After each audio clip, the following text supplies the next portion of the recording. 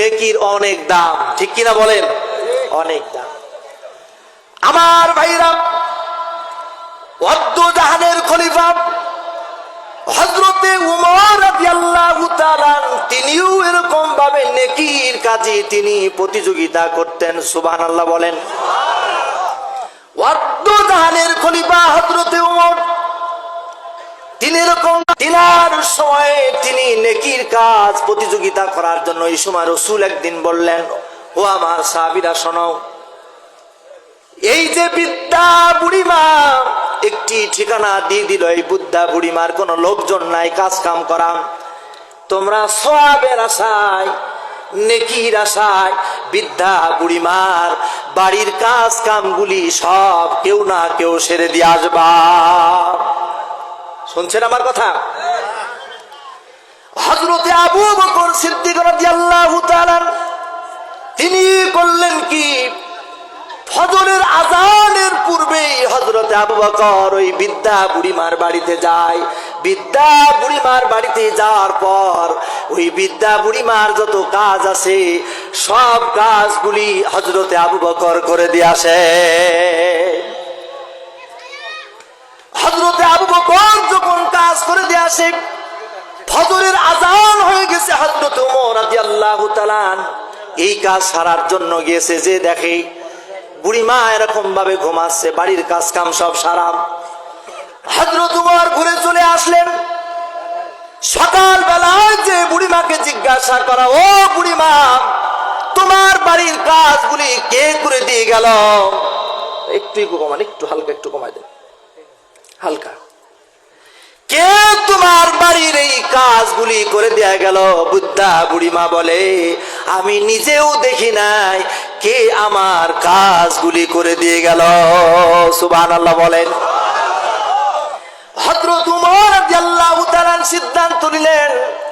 হযরত ওমর চিন্তা করলেন, আমি গতকালকে আযানের পরে যাব না, আমি আরো আগে চলে যাব। হযরতে আবু বকর সিদ্দিক রাদিয়াল্লাহু তাআলা চিন্তা করেন, ওমর তো জেনে গিয়েছে আজকে ওই বুড়িমার বাড়ির কাজগুলি সারার জন্য আমাকে আজকে আরো আগে যেতে হবে। বলেন তো, আবু বকরের নেকির কি কোনো অভাব ছিল? কোনো নেকির অভাব ছিল না। হযরতে আবু বকর সম্পর্কে আমার নবীজি বলেছেন, ও আমার সাহাবীরা শোনো, সমস্ত উম্মতের আমলগুলি যদি এক পাল্লায় দেওয়া হয় আর আমার আবু বকরের আমল যদি এক পাল্লায় দেওয়া হয়, আমার আবু বকরের আমল বেশি হয়ে যাবে। সম্মানিত ভাইরা আমার, হযরত উমরের আমলের কথা যদি বলেন, আমার নবীজি বলেছেন, আকাশের তারকা যেমন গুণে শেষ করা যায় না, হযরতে উমর রাদিয়াল্লাহু তাআলা তার জীবনের যত নেকি, বলে তার জীবনের নেকি গুলিকে গুণে শেষ করা যায় না। এই জন্য নেকির কাজে আমাদেরকে প্রতিযোগিতা করা দরকার। হযরতে আবু বকর আগের দিন খুব আগে চলে গেছে, হযরত উমর এরপরে গিয়েছেন। এরপরেও যে হযরত উমর হযরতে আবু বকরের কাজ ধরতে পারে না, আগেই কাজ সব কমপ্লিট হয়ে গেছে বুড়িমার। হযরত ওমর চিন্তা করলেন, আজকে আমি এই রাত্রে চলে যাব, আবডালে বসে থাকবো, আমি দেখব কে এই বুড়িমার কাজ আগে আগে এসে করে দিয়ে যায়, এটা আমি দেখবো কে করে দিয়ে যায়। হযরত ওমর চলে গেছে, যাওয়ার পরে সারা রাত দাঁড়িয়ে আছে, সারা রাত দাঁড়িয়ে আছে। ঠিক শেষ রাত্রে তাহাজ্জুদের সময় চলতেছে, এমন সময় হযরতে আবু বকর একটি চাদর মুড়ি দিয়া তিনি এরকম ভাবে এই বৃদ্ধা বুড়িমার বাড়িতে যাচ্ছেন। বুড়িমার কোনো লোকজন ছিল না কাজে, রাসূল বলেছে তাই করতে হবে। সুবহানাল্লাহ। হযরত ওমর তিনি দাঁড়িয়ে এই দৃশ্য দেখলেন, চাদর মুড়ি দিয়ে কে যেন বাড়ির ভিতরে ঢোকে। বাড়ির ভিতরে ঢোকার পরে কাজ কাম যখন শেষ হয়ে গেল, হযরতে আবু বকর বাড়ির থেকে বের হচ্ছে, হযরত ওমর আবু বকরের পিছন নিলেন। হযরতে ওমর রাদিয়াল্লাহু তাআলা পিছন থেকে যেন ডাক দিয়ে বলে, কে তুমি, কে রে, কে তুমি, যাও ভাই, কে তুমি, যাও। হযরত আবু বকর যেন দৌড় দিয়ে দেয়। আবু বকরের চিন্তা হলো, আমি যে এত আমল করি দুনিয়ার মানুষ যেন কেউ জানতে না পারে। ঠিক কিনা বলেন? আমাদের সমাজে অনেক মানুষ আছে 50 টাকা দান করলেও নাম করতে হয় নাম। ঠিক কিনা বলেন? মানুষের মাঝে না বললে সে খুশি হয় না। হযরত আবু বকরের চিন্তা হলো দুনিয়ার কেউ যেন জানতে না পারে, এই জন্য তিনি দৌড় দিলেন। হযরত উমর পিছন থেকে দৌড় দিয়া পিছনে যে চাদরটা চেপে ধরলেন। চাদরটা চেপে ধরার পর হযরত উমর রাদিয়াল্লাহু তাআলা চাদর চেপে ধরার পর চাদরটা যখন মুখ থেকে সরে গিয়েছে, হযরত উমর দেখলেন এ তো আর কেউ নয়, হযরতে আবু বকর। হযরত উমর বলেন, এর আবু বকর, তোমার আমল সম্পর্কে নবীজি বলেছেন তোমার আমল এত আমল রে আবু বকর, তোমার আমল নাকি এক পাল্লায় দিলে, সারা পৃথিবীর আমলগুলি এক পাল্লায় দিলে তোমার আমল নাকি বেশি হয়ে যায় রে আবু বকর। আর তুমি এই কাজের প্রতিযোগিতায় এসেছো। হযরত আবু বকর বলে, উমর রে, না জানি কিয়ামতের দিন আল্লাহর আদালতে যদি আমি আসামি হয়ে যাই, এই জন্য নেকির কাজের আমি প্রতিযোগিতা করি। বলি সুবহানাল্লাহ। এই জন্য নেকির কাজের প্রতিযোগিতা করা দরকার আছে না নাই? সম্মানিত ভাইরা আমার, হযরত আবু বকরের আরেকটি কথা আপনাদেরকে বলি। হযরতে আবু বকর সিদ্দিক রাদিয়াল্লাহু তাআলা তিনি ছিলেন কাপড়ের ব্যবসায়ী। কিসের ব্যবসায়ী বলেন? কাপড়ের ব্যবসায়ী। তিনি কাপড়ের ব্যবসা করেন। একদিন এক লোক, জৈনিক এক লোক, কাপড় কিনে নেওয়ার পর বাড়ি চলে গেছে। বাড়ি যাওয়ার পর বাড়ি নিয়ে চলে গেছে, স্ত্রীকে বলে, দেখো তো কাপড়টা পছন্দ হয়েছে কিনা। বিবি বলে যে না না, তোমার চোখ তো ভালো না, তোমার এই কাপড়টা পছন্দ হয় না, এই কাপড় আমি নেব না। এরকম স্ত্রী আছে না নাই? আমার ভাইরা, কোন স্বামী যদি বাজার থেকে কোন জিনিস কিনে নিয়ে আসে, ও মায়েরা শোনো, আলোচনার প্রারম্ভে আসলো তোমাদেরকে একটি নসিহত করি। স্বামী যদি বাজার থেকে কোনো জিনিস কিনে নিয়ে আসে, মা গো, ও মা, ও মা, যদি দেখতে খারাপ হয় তুমি বলবা আলহামদুলিল্লাহ, অনেক ভালো হয়েছে। কারণ হলো নবীজি বলেছেন, ও দুনিয়ার নারীরা, এই দুনিয়াতে যদি কাউকে সিজদা করার কোন অর্ডার করতাম, তাহলে ও নারীরা শোনো, আমি আল্লাহ পাক অর্ডার করতো তোমরা তোমাদের স্বামীদের পায়ে সিজদা করো। বলি নাউজুবিল্লাহ। হযরতে আবু বকর কাছ থেকে এই কাপড় নিয়ে যে স্ত্রীর পছন্দ না, ফেরাই দেবে। এখনকার মতো তো আগে, এখন তো ঘন ঘন বাজার, বাড়ির মধ্যেই বাজার। ঠিক কিনা বলেন? বাড়ির মধ্যেই বাজার। ওই সময় তো এরকম বাজার ছিল না, 14 দিন পর একদিন বাজার। এখন যদি রাতের গভীর রাত্রেও যদি বিশেষ কোনো কারণে কোনো কিছু প্রয়োজন হয়, এলাকার মধ্যেই দোকানদার আছে, বাড়ির গেটে কড়া নেড়েন, বলে ভাই ওঠেন, কিছু জিনিসপত্র দরকার, কেনাকাটা হয়ে যায়। ঠিক কিনা বলেন? কিন্তু ওই সময় এমন কোন পরিস্থিতি ছিল না। 14 দিন পর আবার ওই বাজার। কয়দিন?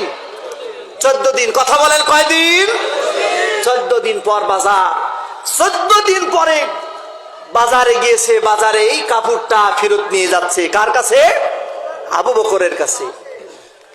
আমার ভাইরা খুব ভালো করে খেয়াল করুন, হযরতে আবু বকর সিদ্দিক রাদিয়াল্লাহু তাআলা বাজারে কাপড় নিজে বিক্রি করতেছে। এমন সময় ওই যে কাপড় নিয়ে গেছে, কাপড়টা ফিরায় নিয়ে এসেছে। এবার কাপড়টা যখন ফিরায় নিয়ে এসে হযরত আবু বকর বললেন, ঠিক আছে ভাই, এই নাও তোমার টাকা, অথবা অন্য কোনো পছন্দ হলে নিয়ে যাও। ফেরত নিয়ে নিলেন।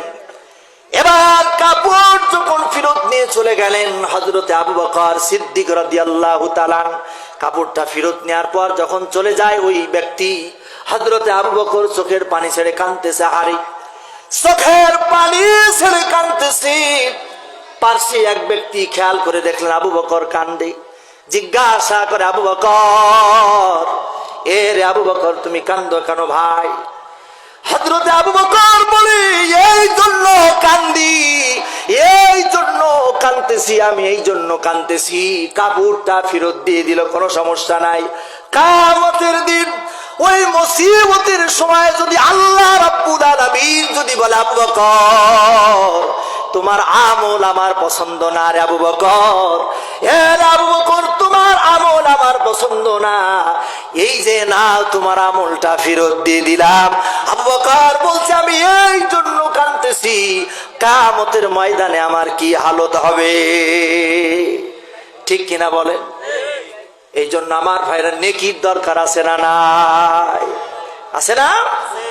আচ্ছা, কারণ দুনিয়ায় আমরা সারা জীবন থাকবো, এই দুনিয়া ছেড়ে চলে যেতে হবে। এই দুনিয়াটা পুতুল খেলা, খেলা তো নয় রে বাবা ভবের মেলা, এই দুনিয়াটা পুতুল খেলা, চলে যেতে হবে। সম্মানিত ভাইরা আমার, হযরতে আবু বকর সিদ্দিক রাদিয়াল্লাহু তাআলা যিনি দুনিয়ায় থাকতে জান্নাতের সুসংবাদ পেয়েছে, আবু বকর যদি বলে আমার আমলটা যদি আল্লাহ গ্রহণ না করে তাহলে আমার কি হবে বলেন তো? আমার আপনার কি অবস্থা হবে? কথা বলে ঠিক কিনা বলেন? এই জন্য আল্লাহ পাক যেন আমাদেরকে মাফ করেন, বলেন আমিন। সম্মানিত ভাইরা আমার, আমি আয়াত তেলাওয়াত করেছি, বলেন তো সব কিছুর মালিক কে? একটু জোরে বলা যায় না কে? আল্লাহ পাক, সব কিছুর মালিক আল্লাহ। ইন্নাল্লাহা আলা কুল্লি শাইইন কাদির।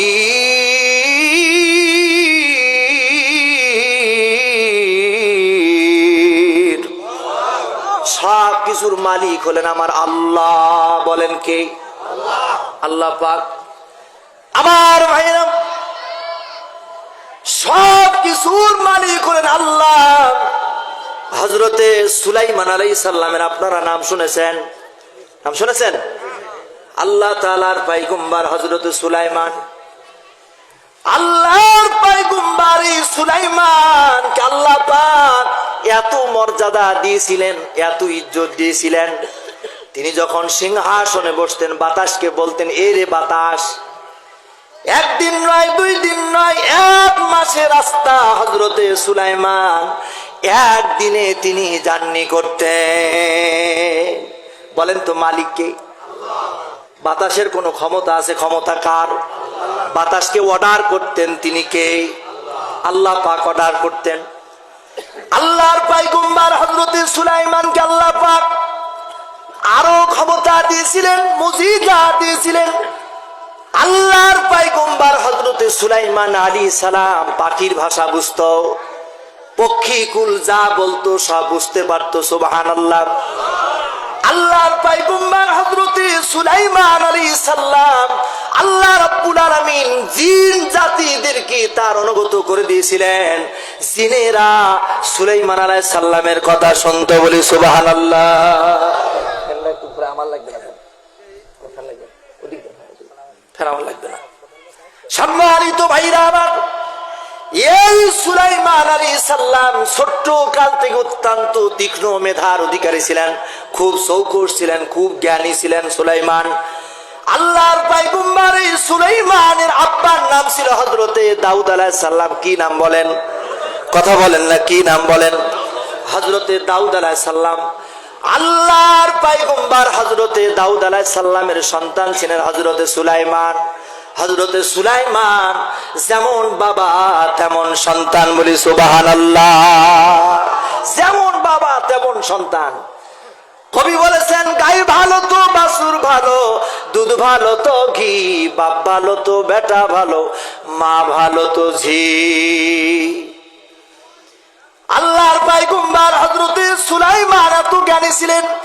আল্লাহর পয়গম্বর হযরতে দাউদ আলাইহিস সালামের দরবারে একদিন একটা বিচার এসেছে। বিচার দেখে সুলাইমান, বিচারটা হলো কোন এক এলাকার ভিতরে দুইটা মেয়ে মানুষ কোলে করে বাচ্চা নিয়ে চলতেছে। চলতে চলতে ক্লান্ত শরীর, রাস্তার ভিতরে একটু বিশ্রাম নেওয়ার জন্য একটু ঘুমায়েছে। বনের হিংস্র প্রাণী এসে একটি বাচ্চা নিয়ে চলে গেছে। বাচ্চা থাকলো কয়টা? একটা বাচ্চা থাকলো। এবার একটা বাচ্চা নিয়া এই দুইজন মা কাড়াকাড়ি বাধায় দিয়েছে। যার বাচ্চা না সে বলছে, যার বাচ্চা না সে বলছে আমি যদি এই বাচ্চাটাকে জোর করে নিয়ে বলি এই বাচ্চা আমার, এখানে তো কোনো সাক্ষী নাই, কেউ এই বাচ্চা আমার কাছ থেকে নিতে পারবে না। বলেন তো এই দৃশ্য দুনিয়ার কেউ না দেখলে আল্লাহ রব্বুল আলামিন দেখে কি দেখে না? লিল্লাহি মা ফিস সামাওয়াতি ওয়াল আরদ ওয়াল্লাহু আলা কুল্লি শাইইন শাহীদ। আল্লাহু আকবার। আল্লাহ রাব্বুল আলামিন বলেন এই সাত আসমানের মালিক আমি আল্লাহ পাক। সাত আসমানের মালিক হলেন আমার আল্লাহ। আল্লাহ আমার রব, আল্লাহ আমার মালিক। বলেন তো মালিক কি? আরে মালিক কি, মালিক কি মালিক? কিতাবের ভিতরে পড়েছি আল্লাহ আমাদের রব। কেমন রব? আল্লাহ রাব্বুল আলামিন বলে বান্দা তুমি যে খানা খাও এই খানাটা তোমার পেটের ভিতরে দেওয়ার জন্য আমি আল্লাহ পাক তোমার শরীরে একটা ফেরেশতা রেখেছি। সুবহানাল্লাহ বলে। আপনার বাড়ির ভিতরে একটি ছোট্ট শিশু আছে, এই শিশুটাকে নিয়ন্ত্রণ করার জন্য রব্বুল আলামিন একটা ফেরেশতা দিয়েছে। সুবহানাল্লাহ বলা যায় না? শুধু তাই নয়, আল্লাহ রাব্বুল আলামিন আমার বডিটাকে নিয়ন্ত্রণ করার জন্য আল্লাহ পাক অসংখ্য ফেরেশতা শরীরের কর্নারে কর্নারে ফিট করেছেন। বলেন তো কোনদিন ওই ফেরেশতাকে বেতন দেওয়া লাগে না? এই ফেরেশতা অর্ডার পালন করে কার? আল্লাহু লা ইলাহা ইল্লা হুয়াল হাইয়ুল কাইয়ুম। কারণ আল্লাহ রব্বুল আলামিন ঘুমায় না। আল্লাহ তাআলা লা তাখুযুহু সিনাতু ওয়ালা নাওম। আল্লাহ পাক ঘুমায় না, আল্লাহর কোনো তন্দ্রা নাই। আল্লাহ পাক যদি ঘুমায় যায় এই পৃথিবীটা ধ্বংস হয়ে যাবে। এই আল্লাহকে চেনা দরকার, ঠিক কিনা বলেন? সম্মানিত ভাইরা, হযরত দাউদ আলাইহিস সালামের কাছে এই যে দুই মা, মনে আছে আপনাদের? এই দুই মা এই বাচ্চা নিয়ে যে ফ্যাসাদ, হযরত দাউদ আলাইহিস সালামের কাছে বিচার নিয়ে গেলেন। হযরত সুলাইমান আলাইহিস সালাম তখন বালক, কিশোর বয়স। হযরত সুলাইমান আলাইহিস সালাম এই বিচার দেখলেন। দাউদ আলাইহিস সালাম বলছে এই বাচ্চা যেহেতু বলছে এই মেয়েটা তোমার যে বাচ্চা, তোমার কি কোনো সাক্ষী আছে? বলে না হুজুর, আমার কোনো সাক্ষী নাই। আমার কি নাই? সাক্ষী নাই।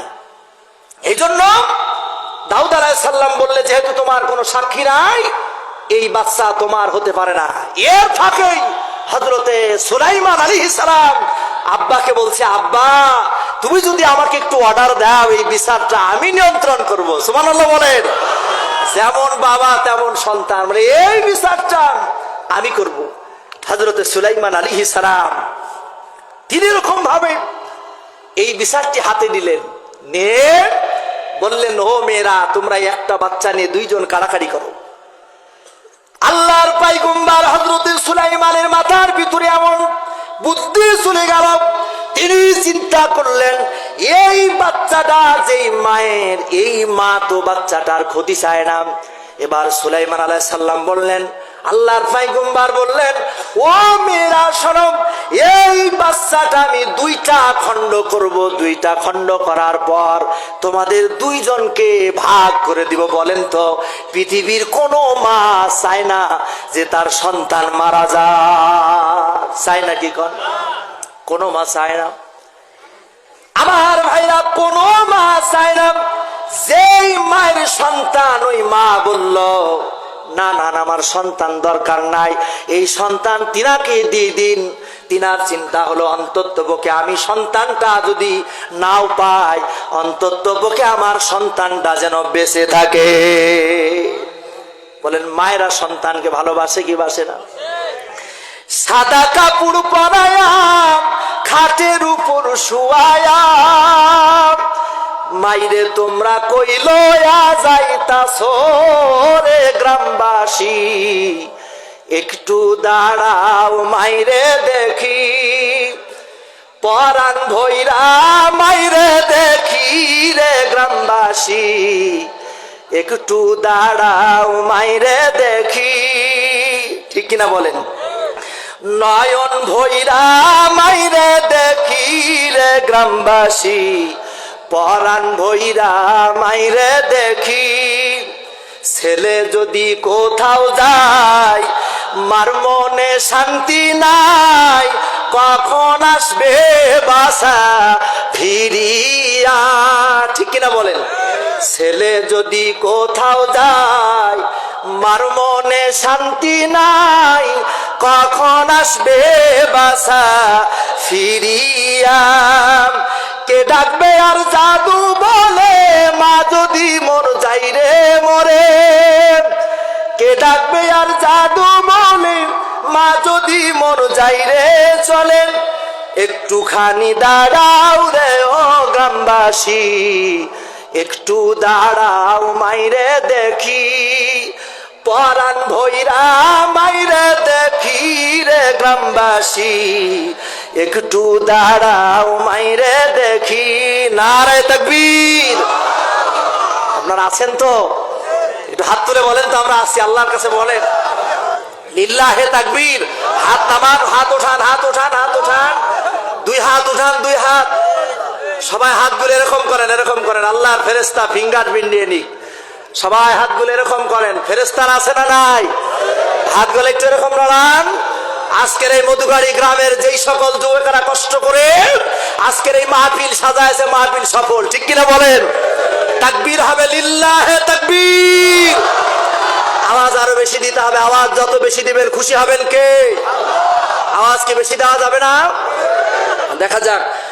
নারে তাকবীর। আল কোরআনের আলো, কোরআন আছে যেখানে, কোরআন নাই যেখানে। নারে তাকবীর। আল্লাহ কবুল করুক, বলেন আমিন। কষ্ট হলো আপনাদের? ঘুম আসা যাবে না, কোনো ক্লান্তি আসা যাবে না। কোরআনের মাহফিলে এটা তো জান্নাতের বাগান, ঠিক কিনা বলেন? আল্লাহ কবুল করুক। আমাদের মেন টার্গেট, আমি আবারও বলছি, এই মধুগাড়ি গ্রামের যত মানুষ কবরে চলে গেছে আল্লাহর কাছে বলছি, আল্লাহ ওদের আজ মাফ করে দাও। এটা আমিন জোরে বলা যায় না? আল্লাহ যেন মাফ করে দেয়, বলেন আমিন। সম্মানিত ভাইরা আমার, দুইটা বাচ্চা নিয়ে মারামারি। আল্লাহর পয়গম্বর হযরত সুলাইমান আলাইহিস সালাম যখন কাটার কথা বললেন, ফয়সালা হয়ে গেল। যার বাচ্চা সে বলল কাটা যাবে না। এবার এই কথা যে বলল পয়গম্বর সুলাইমান বাচ্চা তাকে দিয়ে দিল। সুবহানাল্লাহ বলেন। বলেন তো সুলাইমান আলাইহিস সালামের জ্ঞান কম না বেশি? অনেক বেশি। এই তীক্ষ্ণ মেধা কে দিয়েছেন? আল্লাহ পাক দিয়েছেন। ব্যক্তির কোনো ক্ষমতা নাই, সব ক্ষমতা কার? আল্লাহ। এখন যদি আসলাম রে বলে একটা কথা বলতে দেব না, আমার বাবারও ক্ষমতা না একটা কথা বলা।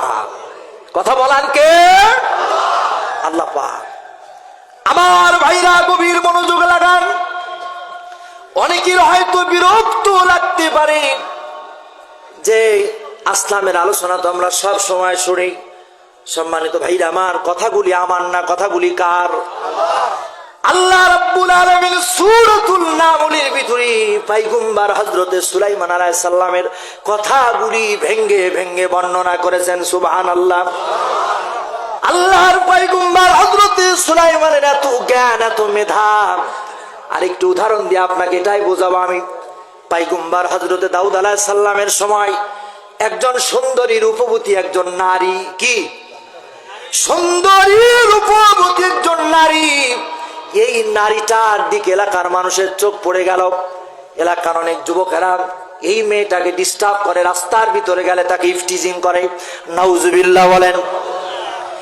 এই মেয়েটা যখন রাস্তা দিয়ে হেঁটে যায়, এই মেয়েটাকে বিভিন্ন কটু কথা বলে। এই মেয়েটা একদিন এক বিচারকের কাছে যে বলেন, ও বিচারক শোনো। বিচারকের কাছে যে বললেন, এই এলাকার ভিতর দিয়ে আমি হাঁটতে পারি না, মানুষ আমাকে কটু কথা বলে, আপনি এর বিচার করবেন। এবার বিচারক বলছে, শোনো ও মেয়ে, তুমি বিবাহ করো না কেন?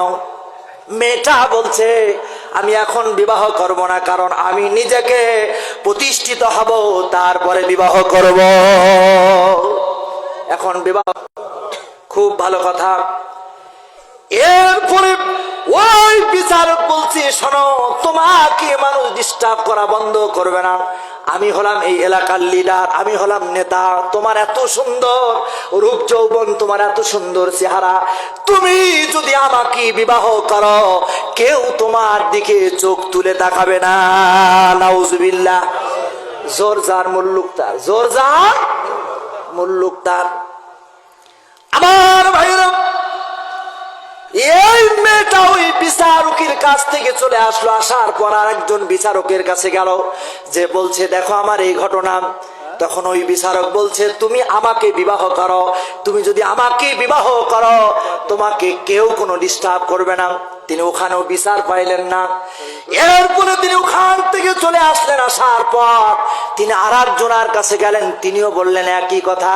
এবার একজন পথিক বলছি, ও মেরে শোনো, তুমি কারুর কাছে সঠিক বিচার পাবা না। যদি সঠিক বিচার তুমি পেতে চাও, হযরতে দাউদ আলাইহিস সালামের কাছে চলে যাও। কার কাছে যাবে? হযরতে দাউদ আলাইহিস সালামের কাছে যাবে। কথা কি আপনারা শুনছেন? ও মেরে, তুমি এরকম ভাবে ওই দাউদ আলাইহিস সালামের কাছে চলে যাও, সঠিক বিচার পাবে। এবার তিনি দাউদ আলাইহিস সালামের কাছে গেলেন। যাওয়ার পর বললেন, কি হয়েছে বলো। বলে, এইরকম ঘটনা, এলাকার মধ্য দিয়ে হাঁটতে পারি না। আর 3 জন বিচারকের কাছে আমি গেলাম। এই 3 জন বিচারক, তারা বলল আমাকে বিবাহ কর, আমাকে বিবাহের প্রস্তাব দেয়, কিন্তু ওই মানুষগুলির সাথে আমার বিবাহের কোনো ইচ্ছা নাই। এই মেয়েটা এই কথা বলার পর ওই 3 জন বিচারকের নামে হযরতে দাউদ আলাইহিস সালাম মামলা করলেন। এবার ওই 3 জন বিচারককে ডাকলেন। ডাকার পরে বললেন, তোমরা কি অপরাধ করেছো? তখন বাচ্চাকে সুলাইমান দাউদ আলাইহিস সালামকে বলতেছে, বাচ্চা হুজুর শুনুন, এই মেয়েটা তো বিবাহ করে না, বিবাহর প্রস্তাব দিলে বিবাহ করে না, কিন্তু আমরা লক্ষ্য করে দেখেছি মেয়েটা যখন রাতের বেলায় ঘুমায়, কুকুরের সাথে ঘুমায়। বলি নাউজুবিল্লাহ। বলেন কিসের সাথে? কুকুরের সাথে। কথা সত্য না মিথ্যা? মিথ্যা কথা। এটা হচ্ছে ওই মেয়েটা ওই যে বিবাহ করতে রাজি হয় নাই, এই জন্য মেয়েটাকে কিভাবে কলঙ্কিত করবে এই চিন্তা। নাউজুবিল্লাহ বলেন। দেখবেন আমাদের সমাজেও কিছু মানুষ আছে, কোনো কিছু দেখেন একটা মেয়ে সম্পর্ক অপবাদ দিতে দ্বিধাবোধ করে না। কথা বলেন, আছে না নাই? অনেক মানুষ আবার আছে, কোন পারিবারিক অথবা বংশীয় শত্রুতার বশবর্তী হয়ে এলাকার কোন একটা মেয়ের যদি বিবাহ সংগঠিত হয়, এই বিবাহ যেন ভেঙে যায়, এরকম কাজ করে। এরকম বেয়াদব আছে না নাই? আসলে কোন আদবালা না বেয়াদব? বেয়াদব।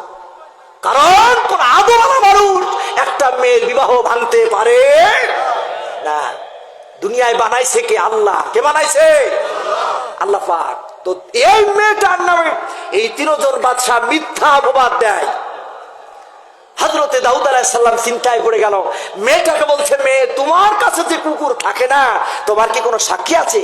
বলে, না, আমার কাছে কোনো সাক্ষী নাই, আমার সাক্ষী হলো আল্লাহ। আমার সাক্ষী কে? আল্লাহ। ওই 3 জন বাদশা বলছে, আমাদের সাক্ষী আছে, আমরা সাক্ষী, আমরা চোখে দেখেছি এই মেয়েটা কুকুর নিয়ে ঘুমায় থাকে। নাউজুবিল্লাহ। হযরতে সুলাইমান আলাইহিস সালাম তখন বেশ বড় হয়ে গেছে, বেশ বড় হয়ে গেছে, তখন যুবক। এই কথাগুলো শোনার পরে সুলাইমান আলাইহিস সালাম বাবার কাছে, আব্বা কি হয়েছে বলুন। বলে, এই ঘটনা। সুলাইমান আলাইহিস সালাম বলছে, আব্বা তুমি এই বিচারটা আমার কাছে দাও, আমি এর বিচার করব। সুবহানাল্লাহ। নবী তো। সুলাইমান আলাইহিস সালাম বললেন, ঠিক আছে, এর বিচার আমি করব। এবার তিনি এদেরকে ডাকলেন। ডাকার পরে এই 3 জন কাজী অর্থাৎ বিচারক যে মিথ্যা অপবাদ দিছে, কুকুর নিয়ে শুয়ে থাকে, এবার তাদেরকে ডাক দিয়ে বলছে, তোমরা কি দেখেছো এই মেয়েটা কুকুর নিয়ে ঘুমায় থাকে? বলে, হ্যাঁ, আমরা দেখেছি। আল্লাহর পয়গম্বর হযরত সুলাইমান আলাইহিস সালাম তীক্ষ্ণ মেধার অধিকারী, তিনি সিদ্ধান্ত নিলেন এর সূক্ষ্ম বিচার হওয়া দরকার। ঠিক কিনা? আমার ভাইরা গভীর মনোযোগ লাগান। আল্লাহর পয়গম্বর হযরত সুলাইমান, আল্লাহর পয়গম্বর হযরত সুলাইমান আলাইহিস সালাম এই তিনজনকে ডাকলেন। ডাকার পর একজনকে বললেন তুমি আমার কাছে আসো, আর ওই দুইজন আমার কাছ থেকে সরে যাও।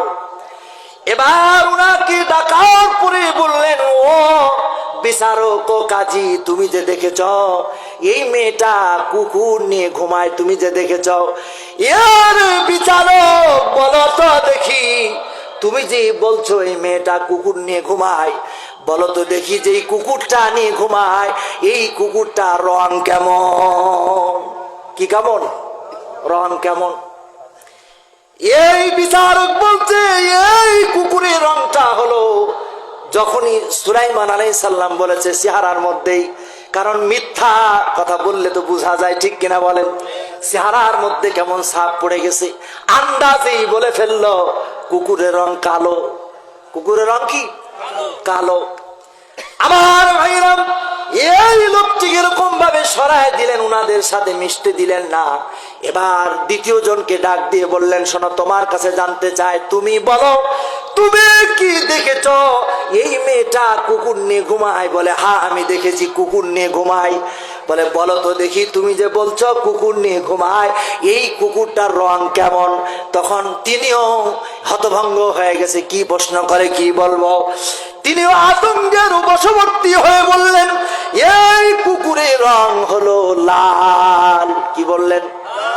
বলেন একটার সাথে আরেকটার কি মেশে? একটার সাথে আরেকটার মেশে না। আমার ভাইয়েরা, মুরব্বিয়ার আব্বা জানেরা, আপনাদের পায়ের ধুলা আমার মাথার উপর আল্লাহ যেন কবুল করেন, বলেন আমিন। এখানে যে মানুষগুলি বসে আছেন দূর দূরান্ত থেকে যারা এসেছেন আলহামদুলিল্লাহ, কিন্তু এই মধুবাড়ি গ্রামের যে মানুষগুলি আপনারা বসে আছেন, আপনাদের দোয়া আপনাদের পায়ের ধুলা আমার মাথায়, আল্লাহ পাক যেন কবুল করেন, বলেন আমিন। আপনাদের দোয়া যতদিন আছে আমি আসলাম ভালো আছি আলহামদুলিল্লাহ। আমার আল্লাহর পয়গম্বর হযরত সুলাইমান আলাইহিস সালাম এবার তৃতীয় জনকে ডাকলেন। ডাকার পরে বললেন বলো তো দেখি তুমি কি দেখেছো এই মেয়েটা কুকুর নিয়ে ঘুমায়? বলে হ্যাঁ কুকুর নিয়ে ঘুমায়। বলো তো দেখি এই কুকুরটার রং কেমন ছিল? তখন এই লোকটিও বলল কুকুরের রং ছিল সাদা। কারোর সাথে কারোর মিল আছে নাকি কোন? না। আল্লাহর পয়গম্বর হযরত সুলাইমান আব্বাজানকে বলল আব্বাজান খেয়াল করুন এই অবস্থা। এবার আব্বাজান বলল যাও ওদেরকে মরুভূমির প্রান্তরে নিয়ে যাও। মরুভূমির ভিতরে নিয়ে যাওয়া হলো। ওই তিনজন বিচারককে মাথা পর্যন্ত গেড়ে দেওয়া হলো। এবার লোকজনকে বলল ওদেরকে পাথর মারো। পাথর মেরে দুনিয়া থেকে বিদায় করে দিল, কারণ এরা হলো মিথ্যাবাদী। এরা কি? মিথ্যা সাক্ষী দেওয়া যাবে নাকি কন? বলেন তো মিথ্যা সাক্ষী যারা দেয় এরা কি মানুষ না জানোয়ার? মিথ্যা সাক্ষী দেওয়া যাবে? মিথ্যা সাক্ষী দেওয়া যাবে না। আমার ভাইরা, আল্লাহর পয়গম্বর হযরত সুলাইমান আলাইহিস সালামকে আল্লাহ পাক এত জ্ঞান আর এত মেধা দিয়ে দিয়েছিলেন, সুবহানাল্লাহ। সম্মানিত ভাইরা আমার সময় দেখতে দেখতে শেষ হয়ে যাবে, কোন সময় যেন আমার সময়টা পার হয়ে যাবে। আমার ভাইরা, আল্লাহর পয়গম্বর হযরত সুলাইমান আলাইহিস সালাম কে আল্লাহ পাক এত মেধা আর এত তীক্ষ্ণ মেধা দিয়েছিলেন, পাখিরা তার কথা শুনতো, জিনেরা তার কথা শুনতো। এমনকি তিনি যেই সিংহাসন তৈরি করেছিলেন, এই সিংহাসন বিশাল সিংহাসন, এই সিংহাসনটা নিয়ে যখন বাতাসকে বলতেন উড়ায় নিয়ে যাও, উড়ায় নিয়ে যেতেন। আবার যখন কোনো জায়গায় বলতেন স্থির হয়ে যাও, আল্লাহর পয়গম্বর হযরত সুলাইমান আলাইহিস সালামের ওই সিংহাসন আসমানের উপরেই স্থির হয়ে যেতে। বলেন তো কে করতেন এটা? আল্লাহর নামটা বলতে কি লজ্জা হয়? জোরে বলেন তো কে করতেন? একটু জোরে বলেন তো আল্লাহ। আল্লাহকে ডাক রে বান্দা, আল্লাহকে ডাক। আল্লাহকে ডাকতে ডাকতে জীবন দিতে থাক। আল্লাহকে ডাক রে বান্দা, আল্লাহকে ডাক। বলেন মারহাবা।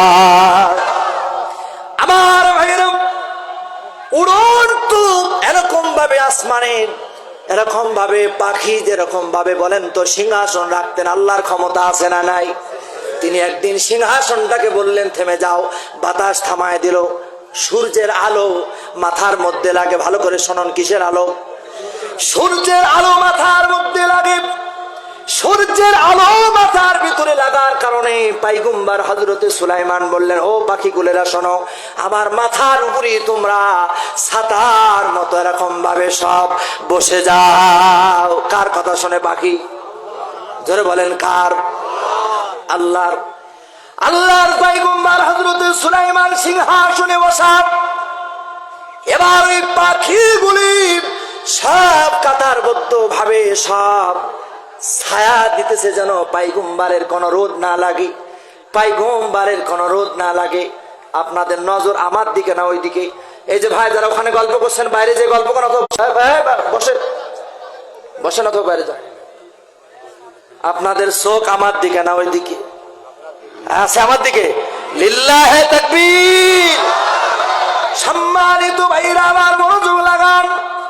আল্লাহর পয়গম্বর হযরতে সুলাইমান পাখিগুলিকে যখন দেখলেন যে কাতারবদ্ধ ভাবে দাঁড়িয়ে, কিন্তু পয়গম্বর সুলাইমান পাখিগুলির দিকে তাকায় আর বলে আলহামদুলিল্লাহ। আলহামদুলিল্লাহ কোন? পাখিগুলা উড়ার ক্ষমতা কে দিয়েছে? আল্লাহ পাক। আল্লাহর পয়গম্বর বলে আলহামদুলিল্লাহ, কিন্তু দেখতে দেখতে খেয়াল করলেন এই পাখিগুলির মধ্যে সব পাখি দেখা যায়, কিন্তু একটা পাখি দেখা যায় না। এই পাখিটার নাম হলো হুদহুদ পাখি। কি পাখি বলেন? হুদহুদ পাখি। হুদহুদ পাখি দেখতে দোয়েলের চেয়েও ছোট। কিসের চেয়ে? দোয়েল পাখি চেনেন তো? দোয়েল পাখির চেয়েও ছোট্ট পাখি হুদহুদ পাখি। আমার ভাইরা, হুদহুদ পাখিকে দেখা যায় না। হুদহুদ পাখি ছিল পয়গম্বর হযরতে সুলাইমান আলাইহিস সালামের খাদ্যমন্ত্রী। কি মন্ত্রী? খাদ্যমন্ত্রী। কারণ হুদহুদ এই পাখিকে আমার আল্লাহ পাক এমন যোগ্যতা, আল্লাহ রাব্বুল আলামিন এমন সম্মান দিয়েছেন, এমন যোগ্যতা দিয়েছেন, হুদহুদ পাখি যদি জমিনের দিকে ঠোঁটটা নিচু করে, কোন জায়গায় পানি আছে আর কোন জায়গায় পানি নাই, এই হুদহুদ পাখি বলতে পারে। বলি সুবহানাল্লাহ। সম্মানিত ভাইরা আমার, মনোযোগ লাগান, মনোযোগ। আমার ভাইরা, আল্লাহর পয়গম্বর সুলাইমান আলাইহিস সালাম হুদহুদ পাখিকে দেখতে পায় না। এবার বলল, ও পাখিরা, সব পাখি দেখা যায় কিন্তু হুদহুদ কই? কই গেল রে হুদহুদ? হুদহুদকে দেখা যায় না। কোথায় সেই হুদহুদ পাখি? কই গেল সেই হুদহুদ? আমার কাছে তো ছুটি নাই। কই গেল ওই পাখি? আমার কাছে তো ছুটি নাই, আমার অনুমতিও নাই। কোথায় চলে গেল? এবার হুদহুদ পাখি যখন সন্ধান করতে লাগলেন, কোন জায়গায় পায় না। শকুনকে ডাক দিলেন। শকুন ছিলেন তো, মরা গরু খায় এই শকুন। এই শকুনকে ডাক দিল। এর শকুন পাখি সব আল্লাহ রাব্বুল আলামিন তোর চোখের ভিতরে এমন লেস আর এমন পাওয়ার দিয়েছে, বলে অনেক দূর থেকে শকুন, জমিনের মধ্যে যদি একটা গরু মরা পড়ে থাকে, অনেক দূর থেকে ওইটা দেখতে পায়। বলেন তো এই ক্ষমতা দিয়েছেন কে? জোরে বলেন কে? আল্লাহ পাক দিয়েছে। আল্লাহ দিয়েছে। সম্মানিত ভাইরা আমার, হুদহুদ পাখি পাওয়া যায় না। শকুনকে বলল, তোমাকে দায়িত্ব দিলাম, যেখানেই পাবে সেখান থেকে নিয়ে আসবে। যদি আসার পরে এ কি কারণে ছিল না, তার কারণ দর্শাতে না পারে, ওরা আমি টেনে ছিঁড়ে ফেলবো। হুদহুদ পাখিকে খোঁজার জন্য শকুনকে দায়িত্ব দিন, উঠতে শুরু করলেন। শকুন উড়ে কোথাও পায় না। খুঁজতে খুঁজতে, ছোট্ট পাখি দোয়েলের থেকেও ছোট হুদহুদ পাখি খুঁজতে খুঁজতে তিনি চলে গেলেন ইয়ামেন শহরের উপর দিয়ে। যখন উঠতেছেন, একটি এলাকা হলো সাবা এলাকা। কি এলাকা? সাবা। বলেন কি এলাকা? ওই এলাকার নাম হলো সাবা। এই সাবা এলাকার ভিতরে দেখে যে হুদহুদ পাখি ওখান থেকে ফিরতেছে। তিনি উড়ে গেলেন, হুদহুদ পাখিকে বললেন, এ পাখি দাঁড়াও, যখন দাঁড়াতে বললেন স্থির হয়ে গেলেন, থামলেন। হুদহুদ বলছে, তুমি নরম ভাষায় কথা বলো। সুবহানাল্লাহ বলেন। কারণ আমি হলাম খাদ্যমন্ত্রী, তোমার কোনো দায়িত্ব নাই, তোমাকে আজকে হয়তো আমাকে খোঁজার জন্য দায়িত্ব দিয়েছে। হুদহুদের দায়িত্ব ছিল। হুদহুদ বলছে, কি বলতে চাও, নরম ভাষায় বলো। হুদহুদ পাখিকে শকুন বলছে, শোনো, পয়গম্বর সুলাইমান তোমাকে খুঁজতেছে, তুমি কি কারণে এরকম ভাবে সেখানে উপস্থিত হও নাই? যদি কারণ দর্শাতে না পারো তাহলে তোমার মৃত্যুদণ্ড হবে। তখন হুদহুদ পাখি বলছে, আমি যদি কারণ দর্শাতে পারি তাহলে কি হবে? আমি যদি কারণ দর্শাতে পারি, ওই চিন্তা আমার, এই চিন্তা তোমাকে করতে হবে না। সুবহানাল্লাহ বলে। সম্মানিত ভাইরা আমার, মনোযোগ লাগান, মনোযোগ। এদিক ওদিকে মনোযোগ নয়, মনোযোগ মাহফিলে।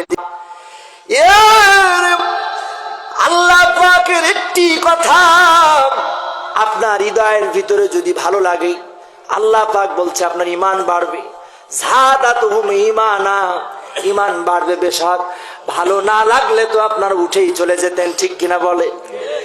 আমার ভাইরা, নবীজির দরবারে একজন প্রশ্ন করতেছি, ইয়া রাসূলুল্লাহ, আমার যে কিঞ্চিত পরিমাণ ঈমান আছে আমি বুঝবো কিভাবে? নবীজি বললেন, তোমার যে কিঞ্চিত পরিমাণ ঈমান আছে এটা তুমি বুঝবা, ইসলাম, তুমি মুসলমান, ইসলামের বিপক্ষে যে অবস্থান করতেছে, ইসলামকে নিয়ে কেউ কথা বলতেছে, তুমি যদি, তোমার যদি কষ্ট লাগে তাহলে তুমি বুঝবা যে তোমার ভিতরে ঈমান আছে। সুবহানাল্লাহ বলেন। আর হাদিসের ভিতরে আসছে নামাজীদের বিষয়ে। একজন সাহাবী বলছে, ইয়া রাসূলুল্লাহ, ইয়া হাবিবাল্লাহ, আমি যখন নামাজ পড়ি এক ওয়াক্ত নামাজ যদি কোনো কারণে যদি ছেড়ে যায়, এক ওয়াক্ত নামাজ যদি কোনো কারণে ছেড়ে যায়, তাহলে আমার ভালো লাগে না, আমার অন্তরটা যেন পুড়ে ছাই হয়ে যায়, কষ্ট লাগে। কষ্ট লাগে না? যারা নামাজ পড়ে, নামাজ ছেড়ে দিলে কষ্ট লাগে। নামাজি মানুষ, নামাজের জন্য মুয়াজ্জিনরা ডাকে, ডাকে কি ডাকে না? আহা, আমরা কত মানুষ নামাজে যাই না, কি সুন্দর ভাষা দিয়ে ডাকে। এর থেকে সুন্দর ভাষা, যেই ভাষা ফেরেশতারা শোনে। সুবহানাল্লাহ।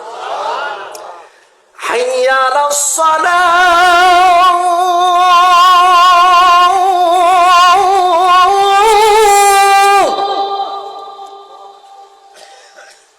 হাইয়া আলাস সালাহ,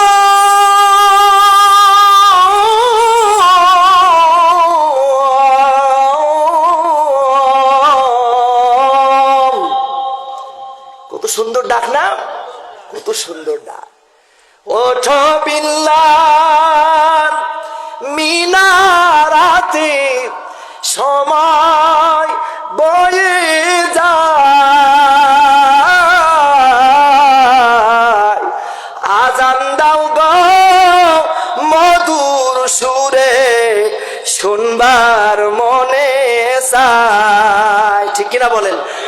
আজান দাও গো মধুর সুরে, শুনবার মনে চায়। কেমন করে ঘুমাও তুমি, কেমন করে ঘুমাও তুমি, ফজর করে কাজা, এমন তো হতে পারে জোহরে জানাজা তোমার, এমন তো হতে পারে জোহরে জানাজা, ঠিক কিনা বলে? মুসলিম হয় না জন্ম নিলে মুসলমানের ঘরে, কাফের মুমিন তফাৎটা ভাই নামাজের উপরে, মানুষ নামাজের উপরে, ঠিক কিনা বলে? নামাজ পড়া দরকার আছে না নাই? আছে। সম্মানিত ভাইরা আমার, গভীর মনোযোগ লাগান। এই হুদহুদ পাখি বলতেছি, ও শকুন শোনো, আমি সুলাইমানের কাছে কি কারণে আমার দেরি হলো আমি বলবো। এবার ওখান থেকে রওনা দিলেন। বর্তমান সময় অনুসারে যদি ওই সময় যদি হেঁটে বসে দাও, মিনিমাম 3টা বছর সময় লেগে যাবে।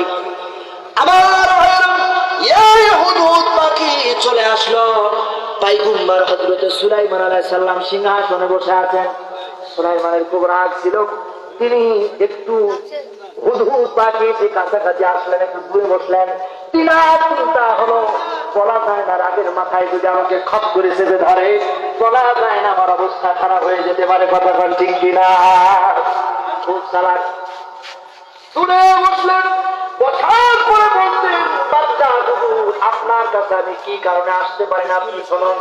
আমি উঠতে উঠতে গেলাম, সাবা অঞ্চলের ভিতরে গেলাম। এই সাবা অঞ্চলে যাওয়ার পর ওই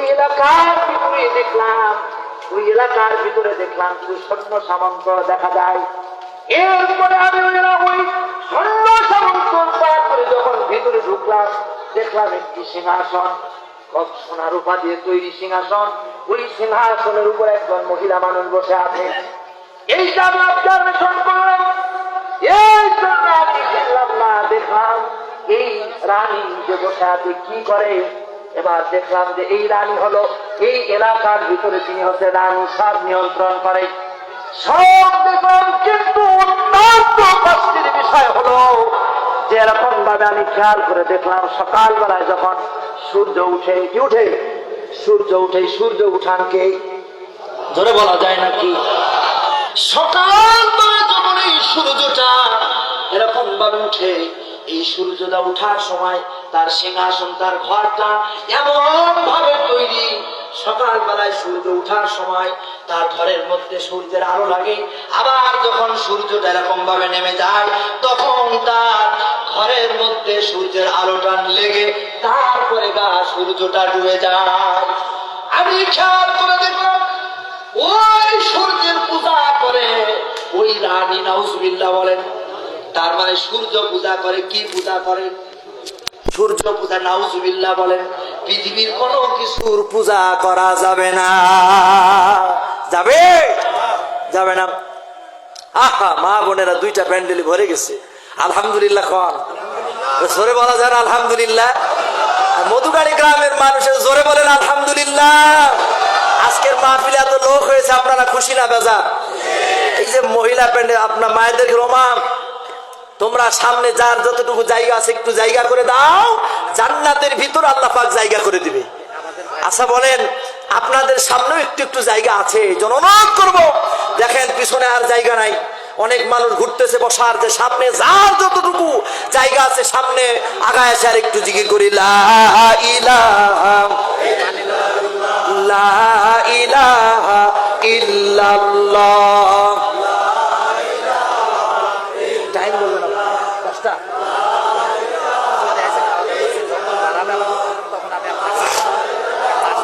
লা ইলাহা ইল্লাল্লাহ।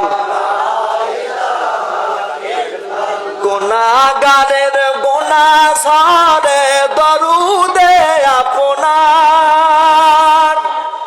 সবাই নড়বেন, কেউ যদি সামনে জায়গা নাও থাকে তবু একটু নড়া দিবেন, আল্লাহ পাক গুনাহ ঝরাই দিবে। সুবহানাল্লাহ বলেন। সামনে যার যতটুকু জায়গা আছে সবার গুনাহ সারে দরুদে আপনার। দয়া করে করাইবেন উম্মত গুনাহগার নবীজি, লা ইলাহা মহব্বতে লা ইলাহা ইল্লাল্লাহ, লা ইলাহা ইল্লাল্লাহ। মক্কা ছেড়ে গেলেন নবীজি মদিনায়, ঠিক কিনা বলেন? মক্কা ছেড়ে গেলেন নবীজি মদিনায়। আরে মায়ের দেশের দিকে নবীজি ফিরে ফিরে চান নবীজি, লা ইলাহা লা ইলাহা ইল্লাল্লাহ, লা ইলাহা লা ইলাহা ইল্লাল্লাহ। জোরে লা ইলাহা রাহমাতাল লিল আলামিন নবীজি লাকাব আপনার। মারহাবা বলেন। রাহমাতাল লিল আলামিন নবীজি লাকাব আপনার। দয়া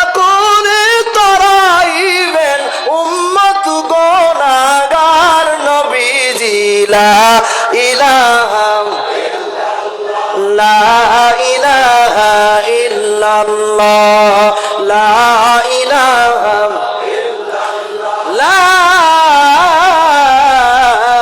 ইলাহা ইল্লাল্লাহ মুহাম্মাদুর রাসূলুল্লাহ সাল্লাল্লাহু আলাইহি সাল্লাম। আপনারা কি বিরক্ত হচ্ছেন আমার উপর? কষ্ট হচ্ছে আপনাদের? প্রধান মেহমান চলে এসেছে, উনি খানা খাচ্ছেন, আসলেই ছেড়ে দেবেন। হুজুর তো শুনি গ্রামের হুজুর, এরকম চিন্তা হচ্ছে আপনাদের? আর একটু বলবো, ইনশাল্লাহ বলবো। আল্লাহ কবুল করুক, বলেন আমিন। আসলে আমি তো আপনার গ্রামেরই সন্তান, আপনার সন্তান, আপনার ভাই, ঠিক কিনা বলেন? দিধাই ভালো না লাগলেও শুনতে হবে। কে অধিকার আছে না নাই? অবশ্যই আছে। আল্লাহ কবুল করুক, বলেন আমিন। আলহামদুলিল্লাহ, অনেক খুশি লাগতেছে আজকে। আল্লাহ পাক আমাদেরকে মাফ করে দিক, আমাদের যারা দুনিয়া থেকে বিদায় হয়ে গেছে আল্লাহ তাদেরকে মাফ করে দিক, বলেন আমিন। আমার ভাইরা আরেকটু আগাই, শুনবেন আপনার, আরেকটু আগাই। হুদহুদ পাখি বলছে, বাচ্চা হুজুর আমি এই দৃশ্য দেখলাম। সুলাইমান আলাইহিস সালাম বলছে, তুমি কি সত্য বলছো? বলে হ্যাঁ আমি সত্য বলতেছি। আল্লাহর পয়গম্বর হযরত সুলাইমান বলছে, যদি মিথ্যা হয় তোমার অবস্থা খারাপ হয়ে যাবে। সুলাইমান আলাইহিস সালামকে হুদহুদ পাখি বলছে, বাচ্চা হুজুর আমি সত্য বলতেছি। এবার সুলাইমান আলাইহিস সালাম একটি চিঠি লিখলেন। চিঠি লিখে বললেন, এই চিঠিটা ওই রানীর দরবারে পৌঁছায় দিবা। সুবহানাল্লাহ। চিঠির মধ্যে সুলাইমান আলাইহিস সালাম বুঝাতে চাইলেন, তিনি লিখলেন, আমি শুরু করতেছি আল্লাহর নামে, আমি সুলাইমান শুরু করতেছি আল্লাহর নামে। চিঠির ভাষাটা ছিল যে আরশে আজিমের মালিক হলেন আল্লাহ। আরশে আজিমের মালিক কে? আল্লাহ। দুনিয়ার যত বড় চেয়ার হোক, সব থেকে বড় চেয়ারের মালিক কে? দুনিয়ার মানুষ যত বড় চেয়ারেই থাকুক না কারণ, এক লাথি মেরে চেয়ার থেকে ফেলে দিতে পারে কে? এই জন্য দুনিয়ার মধ্যে চেয়ারের কোনো অহংকার করা যাবে না। ওরকম চেয়ারকে আল্লাহ পাক লাথি মেরে ফেলে দিতে পারে, কথা বলে ঠিক কিনা বলে? কারণ সব ক্ষমতার মালিক আল্লাহ। কয়েকবার পাতলা পায়খানা হইলেই তো আল্লাহ আল্লাহ করতেই জীবন চলে যায়, ঠিক কিনা বলেন? আছে আমার ভাইরা। হুদহুদ পাখিকে বলল, তুমি এই চিঠি নিয়ে যাও। চিঠি নিয়ে গেলেন, সব দরজা মারা, ঢুকবে কোন দিক দিয়ে বলেন তো? আল্লাহ এই দৃশ্য দেখে কি দেখে না? আমার ভাইরা, পয়গম্বর হযরত সুলাইমান আলাইহিস সালাম এই যে রকম ভাবে চিঠি নিয়ে যখন পাখিটাকে প্রেরণ করলেন, পাখিটা উঠতে উঠতে যখন সাবারানি বাচ্চার প্রাসাদের কাছে গেলেন, বলেন তো পাখিটা দেখতে কেমন? কন দোয়েল পাখির চেয়ে ছোট। কোন দিক দিয়ে ঢুকবে? কিতাবের ভিতরে আসতেছে কোন রাস্তা খুঁজে পায় না। আল্লাহর পয়গম্বর হযরত ইউসুফ আলাইহিস সালামকে যেমন ঘরের মধ্যে তালা মারা ছিল, ইউসুফকে বলে, ইউসুফ রে তুমি দৌড়াও, তালা খোলার ব্যবস্থা করব আমি আল্লাহ। আমার ভাইরা, আল্লাহ রাব্বুল আলামিন যেন এই পাখিটাকে নির্দেশ দিয়ে দিল, পাখিরে তুমি চিন্তা করো না, তুমি স্বাভাবিক গতিতে উড়ে চলে যাও, কোন দেওয়াল তোমাকে ঠেকাতে পারবে না, কোন দেওয়াল তোমাকে ঠেকাতে পারবে না। এই পাখিটা তার স্বাভাবিক গতিতে তিনি এরকম ভাবে উঠতে লাগলেন, দেওয়াল ঠেকাতে পারলো না। বলেন তো কে সহযোগিতা করতেছেন? আল্লাহ রাব্বুল আলামিন সহযোগিতা করতেছে, দেওয়াল ঠেকাতে পারলো না। সাবা রানী এরকম ভাবে ঘরের মধ্যে ঢুকে গেল। সাবা রানী তখন ঘুমায়। সাবা রানী কি, কে রাখলো আমার এই বুকের উপরে চিঠি? কার এত ক্ষমতা হলো? কোন ছিদ্র তো আমার ঘরের মধ্যে দেখা যায় না, পাখি কিভাবে ঢুকলো? আমার ভাইরা, এই সাবা রানী ঘুম থেকে উঠার পর তিনি চিন্তা করলেন, অত্যন্ত জ্ঞানী মানুষ ছিলেন, কারণ এই সাবার মা ছিল জিন। মা ছিল কি? বাবা ছিল মানুষ। খুব ভালো করে বুঝেন, শক্তিধর একজন রানী। এই সাবা রানী বিলকিসের মা ছিল জিন আর তার বাবা ছিল এরকম ভাবে মানুষ, আবার তার দাদা ছিল জিন। খুব ভালো করে বুঝুন, খুব শক্তিধর রানী এই সাবা রানী। এই বিলকিস এরকম ভাবে চিঠিটা হাতে নেওয়ার পর তিনি পড়লেন। পড়ার পর চিন্তা করলেন, এই চিঠিটা কোনো সাধারণ মানুষ দেয় নাই। সুবহানাল্লাহ বলা যায় না? সম্মানিত ভাইরা আমার, এই সাবা রানী বিলকিস তার সৈন্যবাহিনীকে সকালবেলায় ডাকলেন, তোমা আমার কাছে আসো। এই ঘটনা রাতের বেলায়, কিন্তু ওই যে হুদহুদ পাখি কিন্তু এখন ওই দরবারে আছে। তিনি এখান ওখানে লুকায় থাকে, সব কথা শুনতেছে, কি চিন্তা করে সব কথা শুনতেছে। এবার তার সৈন্য বাহিনীরা বলছে আপনি কোনো টেনশন করবেন না, আমাদের হাতে যে অস্ত্র শস্ত্র আছে সব আমরা শেষ করে দেব। বলেন নাউজুবিল্লাহ। সব কি করব? সব শেষ করে দেব। কিন্তু সাবা রানী বিলকিস অত্যন্ত জ্ঞানী মানুষ ছিলেন। এই বিলকিস তিনি বললেন তোমাদের বুদ্ধি না যাবে না, কারণ আমার মাথার ভিতরে খেলতেছে। আমার ঘরে ছিল না কোনো ফুটো, কোনো ছিদ্র ছিল না। চিঠিটা কিভাবে আমার ঘরের ভিতরে আনলো? নিশ্চয় ইনি অলৌকিক শক্তির অধিকারী। সুবহানাল্লাহ বলেন। সাবা রানী বিলকিস বললেন এই চিঠির ভিতরে আমাকে যে দাওয়াত দিয়েছি আমি এই দাওয়াত কবুল করলাম। এবার সৈন্য বাহিনীরা বলল শোনো, তোমাদের কয়েকজন একটি প্রতিনিধি দল তৈরি করো, এই চিঠি যে পাঠাইছেন সুলাইমান বাদশাহ তার দরবারে যেতে হবে। এবার একজন উজির সাহেব বলতেছে রানী শুনুন, কোন মানুষের বাড়িতে যদি যেতে হয় তাহলে হাদিয়া স্বরূপ নিয়ে যেতে হয়, ঠিক কিনা কন? কারণ হাদিয়া নিয়ে যাওয়া সুন্নত। হাদিয়া নিয়ে যাওয়া কি সুন্নত? হাদিয়া নিয়ে যাওয়া সুন্নত। যাবেন গলা খুব খুশি, আল্লাহ রসুল পর্যন্ত খুশি হয়ে যায়। বলেন সুবহানাল্লাহ। আমার নবীজি বলেছেন এলাকার ভিতরে একজন মানুষ অসুস্থ, কোন মানুষ যদি তাকে একটু হাদিয়া নিয়ে যদি দেখতে যায়, নবীজি বলেছেন যখন তিনি দেখতে গেল আর ওই রুগীটার মাথার মধ্যে যখন হাত বুলিয়ে দিল, হাতটা ধরে বলল ভাই তোমার কি কষ্ট হয়, কি হয়েছে ভাই, একটু যদি খোঁজ খবর নেয়, নবীজি বলেছেন আল্লাহ রব্বুল আলামিন তার কুদরতি হাত আল্লাহর ওই বান্দার মাথার উপরে দিয়ে দেয়। এই জন্য রুগী দেখতে যাওয়া উচিত, আছে না নাই? এলাকার ভিতরে কোন একজন মানুষ অসুস্থ হয়ে গেল, এই মানুষটা দোকানে বসতো, নামাজে আসতো, 1 মাস নামাজে আসে না, কি হয়েছে বলে অসুস্থ। মসজিদে গল্প করে কিন্তু কেউ বাড়িতে যায় না। উচিত হলো আমরা তো মুসল্লি, অমুক ভাই তো আজ কয়েকদিন মসজিদে দেখতেছি না, চলো যাই ওই অমুক ভাইকে একটু দেখে আসি। আপনি যখন যাবেন আসমানের ফেরেশতারা পর্যন্ত আপনার জন্য মাগফিরাত কামনা করবে। নবীজি বলেছেন যতক্ষণ যাবে আর আসবে এই সময় বৃষ্টির মতো রহমত আল্লাহ পাক ঝরায়া দেয়। এই কাজ করা যাবে ইনশাআল্লাহ। কার ভয় করবেন? জোরে বলেন কার ভয়? লোক দেখানোর জন্য নাকি কন? লোক দেখানোর জন্য। আল্লাহর ভয় করতে হবে। কার ভয়? আল্লাহর ভয়। যাদের হৃদয়ে আছে আল্লাহর ভয় তারা কবু পথ ভুলে যায় না, ঠিক কিনা বলেন? আল্লাহর প্রেম ছাড়া এই দুনিয়ায় কারো কাছে কোনো কিছু চায় না।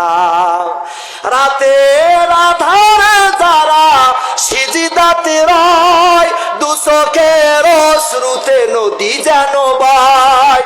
ছলনার হাত ছানি যতই আসুক, ছলনার হাত ছানি যত আসুক, পিছনে ফিরেও তাকাই না। যাদের হৃদয়ে আছে আল্লাহর ভয় তারা কবু পথ ভুলে যায় না, ঠিক কিনা বলেন?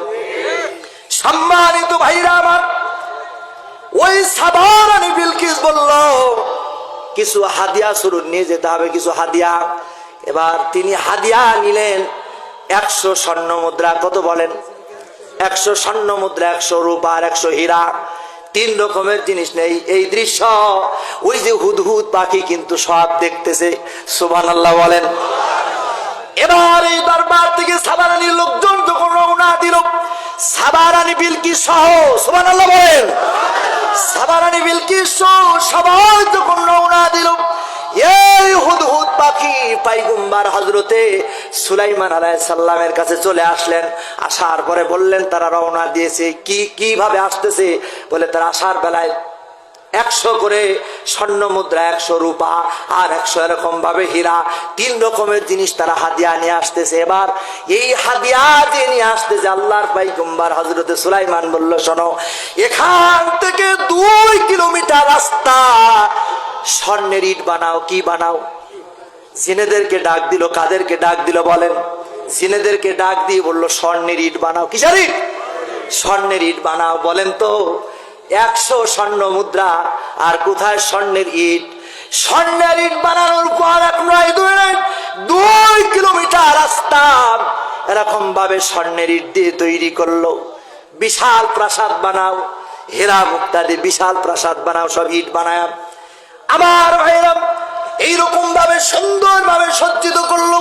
অনেকের মনের ভিতরে প্রশ্ন থাকবে কি কারণে স্বর্ণ দিয়া ইট তৈরি করলো, ইট বানালো কি কারণে? আসলে বানানোর উদ্দেশ্য হলো ওই সাবা রানী যেন বুঝতে পারে আমি যার দরবারে এসেছি আসলে এ দুর্বল নয়, কি তিনি কি সবল।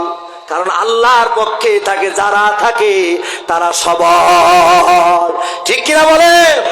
এজন্য কার পক্ষে থাকা দরকার বলেন? আল্লাহর পক্ষে। 2 আঙ্গুল খাড়া করে দিয়ে বলেন কার পক্ষে?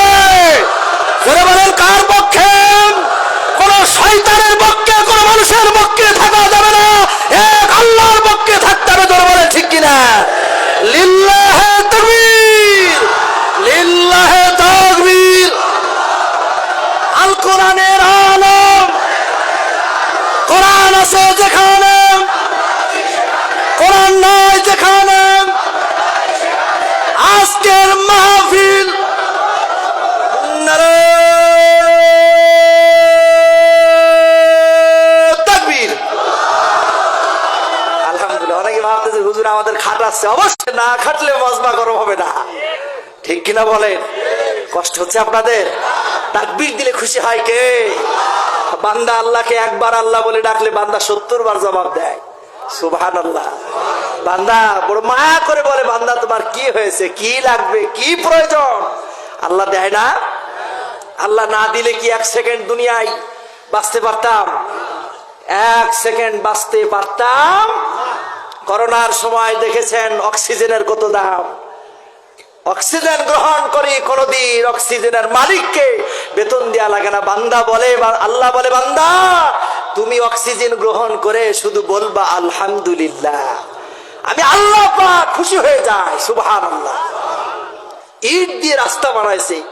এবার রাস্তা বানানোর পরে তিনি বললেন 100 করে 2 পাশ দিয়ে 100 করে ইট মাঝে মাঝে থেকে তুলে নিয়ে আসবা। কি করবা? তুলে নিয়ে আসবা। কারণ হলো তারা যেন আসার পরে তাদের হাদিয়া অতি সামান্য, তারা যেন এখান থেকে ইট যেন তুলতে না পারে।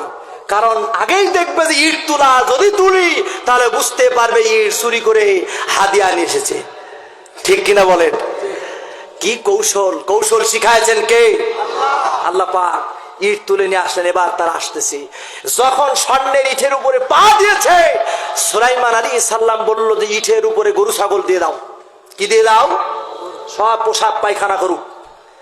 যখন কারণ ওরা এসে দেখবে কি রে গরু ছাগল থাকে স্বর্ণের ইটের উপরে, আর আমরা কার দরবারে 100 স্বর্ণ মুদ্রা হাদিয়া নিয়ে আসলাম। সুবহানাল্লাহ। ওই যে অনেকবার বলেছি আল্লাহর এক বান্দা কয় আল্লাহ 1000 বছর ইবাদত করলাম আর তুমি আমার একটু নাম গাম কইলে না, যে তোমার গোলামি যে করলাম তুমি একটু বললে না, যে নাম ঘোষণা করে একটু জান্নাতে দিলে না। আল্লাহ কয় ওরে জাহান্নাম দেখা। অনেকবার বলেছি কথাটা। জাহান্নাম দেখায় পানি খাইছে, খাওয়ার পরে আল্লাহ কয় ওর পোশাবের বেগ করে দাও। পোশাবের বেগ হয়ে গেছে, পোশাব ফেরার কোনো জায়গা নাই। কয় আমার জায়গা করে দাও। কয় জায়গা করে দেবো, আরো 500 বছরের ইবাদত দাও। বলেন তো আর 500 বছরে যখন দিয়ে দিলে ইবাদত থাকলো? জোরে বলেন ইবাদত থাকলো? ও মুসলমান, কিয়ামতের ময়দানে আমার আমল আমাকে জান্নাতে নিয়ে যা খুব কঠিন।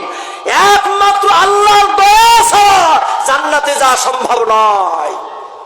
আল্লাহর দয়া দরকার আছে না নাই? আছে। আল্লাহ তুমি দয়ার সাগর। কত সুন্দর কথা, কি বলে ঠিক কিনা? অনেক সঙ্গীত বলে ফেলছে, আর বলতেছি একটু আগাই, অল্প সময়ের ভিতরে আসবে। আর মাত্র 3 মিনিট হয়তো কথা বলবো নাকি? চলে এসে আসতেছে। আপনারা খুশি না জানেন? এবং পার্শ্ববর্তী এলাকা থেকে যে সকল ভাইয়ারা এসেছে আল্লাহ পাক যেন কিয়ামতের ময়দানে এক সামিয়ানার নিচে আমাদেরকে হাসর নাসর করার তৌফিক দেন, বলেন আমিন। এই জন্য সম্মানিত ভাইরা আমার, আল্লাহর দয়া ছাড়া আমরা জান্নাতে যেতে وعلى آل سيدنا مولانا পাইলে নিরালাই গো নবী পাইলে নিরালাই ঠিক কিনা বলেন দুই কদমে চুমু খাবো দুই কদমে চুমু খাবো চরণ ধুলি মাখবো গায় পাইলে নিরালাই গো নবী পাইলে নিরালাই বলেন না সবাই পাইলে নিরালাই গো নবী পাইলে নিরালাই দয়াল নবী কত দূরে